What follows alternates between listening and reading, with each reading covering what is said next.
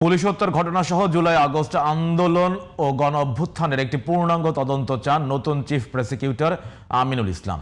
কোনো অপরাধী যেন পার না পায় আর নিরীহ কেউ যেন রাজনৈতিক কারণে সাজা না পায় সেটাই নিশ্চিত করতে চান তিনি। জিটিভির সাথে একান্ত আলাপে এসব কথা জানান আমিনুল ইসলাম। ট্রাইব্যুনালের সাবেক চিফ প্রসিকিউটর এবং একজন প্রসিকিউটরের বিরুদ্ধে যে অভিযোগ উঠেছে এই বিষয়ে এখনও সিদ্ধান্ত নেওয়ার সময় আসেনি বলেও জানান তিনি। তবে ভবিষ্যতে কেউ দুর্নীতি করার চেষ্টা করলে কঠোর পরিণতির হুঁশিয়ারি দিয়েছেন চিফ প্রসিকিউটর। সাইদুল ইসলামের বিশেষ রিপোর্ট।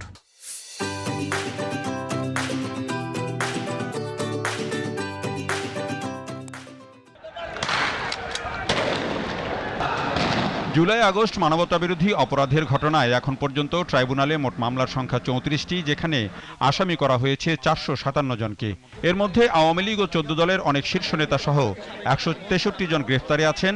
24টি মামলায় আনুষ্ঠানিক অভিযোগপত্র দাখিল করা হয়েছে, যার মধ্যে বিচার চলছে 21টির। 3টি মামলায় রায় হয়েছে, যেখানে শেখ হাসিনা সহ অনেকের ফাঁসির আদেশ হয়েছে। এমন পরিস্থিতির মধ্যেই বিএনপি সরকার গঠনের এক সপ্তাহের মধ্যেই চিফ প্রসিকিউটর তাজুল ইসলামকে সরিয়ে নতুন চিফ প্রসিকিউটর নিয়োগ দেওয়া হয় আমিনুল ইসলামকে। এরই মধ্যে দায়িত্ব বুঝে নিয়ে কাজ শুরু করেছেন নতুন চিফ প্রসিকিউটর।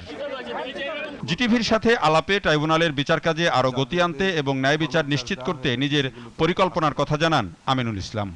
কেউ যদি বাদ পড়ে গিয়ে থাকে তাদের বিরুদ্ধে আমরা ফ্রেশ ফর্মাল চার্জ আবার নিয়ে আসবো।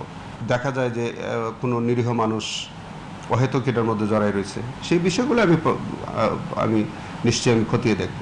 আমি একটি দলের হয়তো আমি সমর্থক, সেই কারণে পারসেপশন তো ভিন্ন হতে পারে না। আমার আগের প্রসিকিউটর উনিও একটা পার্টির তো উনি সমর্থক ছিলেন, তো তিনি যাওয়ার পরে আরেকজন প্রসিকিউটর আসলে যে মামলার চেহারা বদল হয়ে যাবে বা অন্যরকম কিছু হয়ে যাবে, এটা আমি মনে করি। দায়িত্ব নেওয়ার সাথে সাথেই সাবেক চিফ প্রসিকিউটর সহ কয়েকজন প্রসিকিউটরের বিরুদ্ধে অনিয়মের অভিযোগ সামনে আসে আরেকজন প্রসিকিউটরের ফেসবুক পোস্টের মাধ্যমে। বিষয়টি ব্যাপকভাবে ছড়িয়ে পড়ে সোশ্যাল মিডিয়া সহ গণমাধ্যমের রিপোর্টে। তাদের বিরুদ্ধে তদন্ত বা ব্যবস্থা নেওয়ার সুযোগ আছে কিনা তা নিয়ে এখনই মন্তব্য করতে চান না নতুন চিফ প্রসিকিউটর।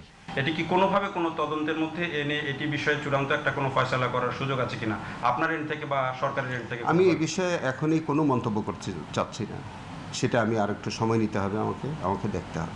অতীতে কি হয়েছে না হয়েছে সব তো আমি বলতে পারবো না এখনো। আমি এই বিষয়ে জিরো টলারেন্স নীতিতে আমি থাকবো। আমি বিশ্বাস করি আমাদের এখানে কোনো করাপশন নাই। ভবিষ্যতেও আমি বিশ্বাস করতে চাই যে আমাদের এখানে কোনো করাপশন থাকবে না। জুলাই আগস্টের প্রতিটি ঘটনায় ন্যায় বিচার নিশ্চিত করতে পুলিশ হত্যা সহ প্রতিটি বিষয়কে কভার করে একটি পূর্ণাঙ্গ তদন্ত দরকার বলে মনে করেন আমিনুল ইসলাম। সেই কাজটিও করার পরিকল্পনা করছেন তিনি। আমি সম্পূর্ণ একমত, বিষয়ের উপরে ওভারঅল একটা ইনভেস্টিগেশন হওয়া প্রয়োজন এবং আমার মনে হয় যে আমি সেই পথে হাঁটব।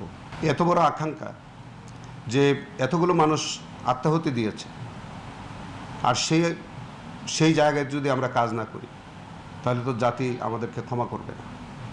তো সেই বিষয়ে আমাদের কোনো ইয়ে নাই, সেই জায়গাগুলো আমাদের ওভারঅল তদন্ত ইনশাল্লাহ আসবে। কোনো অনিয়ম বা ত্রুটি আছে কিনা তা বের করতে তদন্ত পর্যায়ে বা অভিযোগ দাখিল করা হয়েছে এমন প্রতিটি মামলা আবার পর্যবেক্ষণ করবেন বলেও জানান নতুন চিফ প্রসিকিউটর। আমরা চাইব খুব দ্রুত বিচার। Saidul Islam, GTV news, Dhaka.